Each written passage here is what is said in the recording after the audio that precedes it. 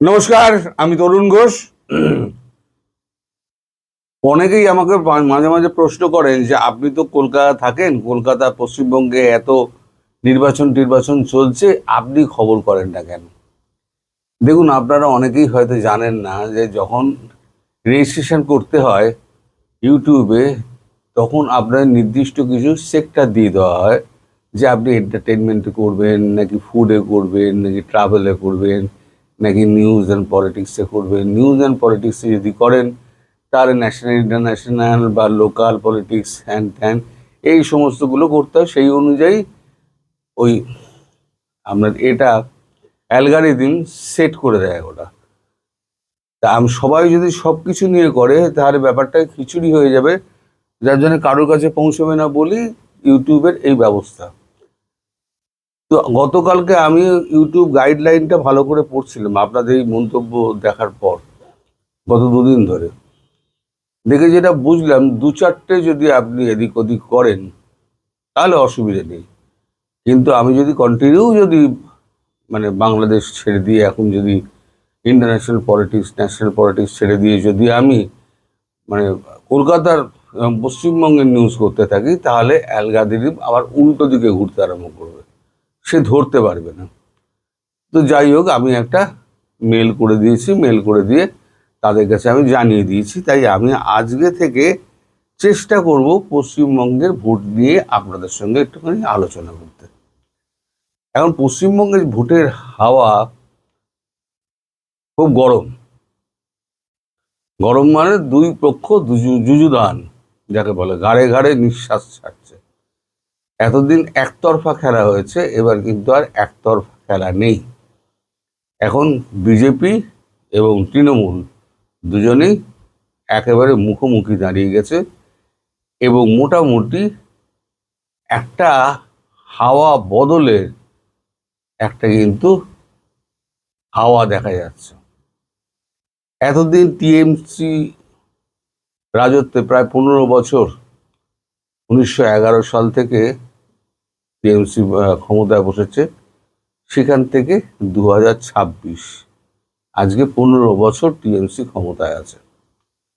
TMC যে দলই ক্ষমতায় থাকুক না কেন, তাদের বিরুদ্ধে নানান রকম অভিযোগ ওঠে। সিপিএম 34 বছর রাজত্ব করেছিল, 1977 থেকে 1911 পর্যন্ত, ওই 2011 পর্যন্ত। তারা তো রাজ্যের দেশটা সব সর্বনাশ করে গিয়েছে। যত শিল্প কারখানা যারা ছিল সেগুলোকে মানে বেহালা, আমাদের এই অঞ্চলটা পুরো শিল্পের জায়গা ছিল। আমার বাড়ি চৌরাস্তার পর থেকে ঢোকার পরে অন্তত ডাইনে বাঁয়ে আমাদের 11টা শিল্প কারখানা ছিল। সব কটাকে লাল ঝান্ডা দিয়ে মানে শ্রমিক বিক্ষোভ, মালিকের বিরুদ্ধে বিক্ষোভ করে সব 12টা বাজিয়ে দিয়েছে। সেই যে পশ্চিমবঙ্গের শিল্পের 12টা বাজা শুরু হলো, তারপর থেকে পশ্চিমবঙ্গ আর মাথা তুলে দাঁড়াতে পারেনি। সব স্টেট দাঁড়িয়ে গেছে, কিন্তু পশ্চিমবঙ্গ আর শিল্পে দাঁড়াতে পারেনি। যার জন্য হয়েছে কি, শিল্প এখানে নেই। ভারী শিল্প না থাকার জন্য এখান থেকে সমস্ত ছেলেরা আমাদের চলে যাচ্ছে ব্যাঙ্গালোর, চেন্নাই, আর না হলে পরে বিদেশ। আমাদের এখানে ঘর বাড়িতে কিন্তু আপনি যখন যাবেন দেখবেন ইয়ং ছেলেপিলে নেই। এই যে আপনারা বলেন না, আপনাদের মানে কি বলে, আপনাদের ওখানে রকে আজকাল আড্ডা দেখা যায় না, অমুক দেখা যায় না, বেকারত্ব তো আপনাদের কম আছে। আসলে বেকারত্ব আছে, সব বেকাররা চলে গিয়েছে এখন ভিন দেশে। যারা অল্প শিক্ষিত তারা গিয়ে চেন্নাইতে তামিলনাড়ুতে বাসন মাজছে, আর যারা বেশি শিক্ষিত তারা ব্যাঙ্গালোর আর চেন্নাইতে বড় বড় পোস্টে কাজ করছে। তার থেকেও যারা বেশি শিক্ষিত তারা গিয়ে বিদেশে রোজগার করছে। এই হচ্ছে পশ্চিমবঙ্গের সামগ্রিক শিল্পের অবস্থা। 2011 সালে ক্ষমতায় এসে তার আগে থেকে মুখ্যমন্ত্রী মমতা বন্দ্যোপাধ্যায় যে আমাদের এখানে টাটা যেটা সিঙ্গুরে স্থাপন করার জন্য শেষ মুহূর্তে আমাদের শেষ সিপিএমের প্রধানমন্ত্রী বুদ্ধদেব ভট্টাচার্য যখন চেষ্টা করেছিলেন তার চেষ্টায় জল ঢেলে দিয়েছিলেন মুখ্যমন্ত্রী মমতা বন্দ্যোপাধ্যায়, বর্তমান মুখ্যমন্ত্রী। তারপর থেকে মানে আর কোনো শিল্প এখানে আসেনি। এখন টাটার মতো শিল্প যদি একবার কোনো রাজ্য থেকে চলে যায় তাহলে তার একটা বড় একটা মানে ধাক্কা লাগে অন্যদের কাছে, তার একটা মানে প্রতিঘাত গিয়ে পৌঁছায়। যেমন শালবনীতে জেএসডব্লিউর একটা জিন্দালদের একটা স্টিল প্ল্যান্ট করার কথা ছিল শালবনীতে। তারা জমি টমিও নিয়ে নিয়েছিল বুদ্ধবাবুর আমলে 2010 সালে, কাজ অনেকটা এগিয়েছিল। যখনই টাটা চলে গেল তখন উনিও পাত্তারি গুটিয়ে চলে গেলেন। তারপর থেকে আর পশ্চিমবঙ্গ শিল্প বান্ধব হয়ে উঠতে পারেনি। এবারেতে একটা বদলের হাওয়া এসছে যে অনেক হয়েছে। এমনি অ্যান্টি ইনকামবেন্সি একটা সবসময় থাকে, দীর্ঘদিন কোনো দল যদি ক্ষমতায় থাকে অ্যান্টি ইনকামবেন্সি থাকে। তার উপর যেভাবে আপনার এই মানে ছোড়াগোপ্তা যে সমস্ত বেআইনি অনুপ্রবেশ করানো হয়েছে এবং অভিযোগ, আমি বলছি না এটা অভিযোগ, কাগজেও বেরিয়েছে যে তাদেরকে এই ফলস সমস্ত ডকুমেন্ট তৈরি করে দেওয়ার পেছনে এই সরকারের একটা লোকেদের একটা বড় ভূমিকা রয়েছে। এখন তারা যখন বাদ পড়ে গিয়েছে টোটাল 91 লক্ষ, আর এর মধ্যে ম্যাক্সিমাম ধরুন আপনি 70 থেকে 75% আপনার ওই দিনাজপুর থেকে আরম্ভ করে একদম মানে আপনার মালদা, মুর্শিদাবাদ, বহরমপুর, নদিয়া, তারপর হাওড়া শিল্পাঞ্চল, ডোমজুর ফোমজুর এই অঞ্চলে মুসলমানদের মানে বসতি অত্যন্ত হারে বেড়েছে। তার ফলে ডেমোগ্রাফি চেঞ্জ হয়ে গেছে।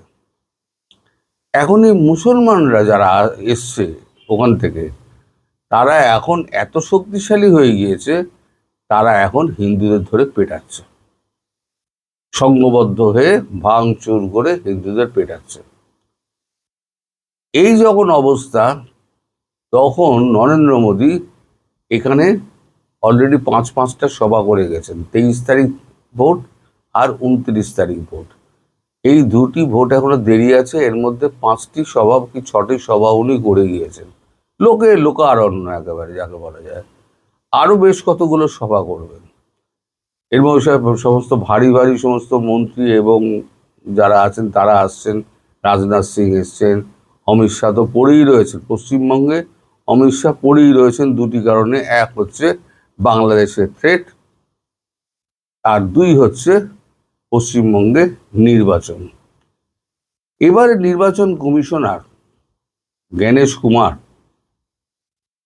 এবং সুপ্রিম কোর্ট অফ ইন্ডিয়া যেভাবে শক্তভাবে চেপে ধরেছে,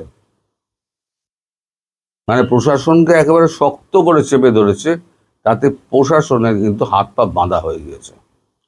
ভোট করিয়ে নেওয়ার যে কালচারটা আমাদের এখানে রয়েছে, ভোট করিয়ে নেওয়া, ভোট মানে গভর্নমেন্ট মেশিনারিকে হাতে নিয়ে ভোট করিয়ে নেওয়া, তা গভর্নমেন্ট মেশিনারি হাতে বলতে গভর্নমেন্ট মেশিনারি টুলস যেগুলো, পুলিশ, তারপরে যারা ভোট করায় শিক্ষক, সরকারি কর্মী, তাদের মধ্যে একটা ওই প্রভাব থাকে, তো সরকারি দলের প্রভাব থাকে, তো সেই প্রভাব আর খাটছে না।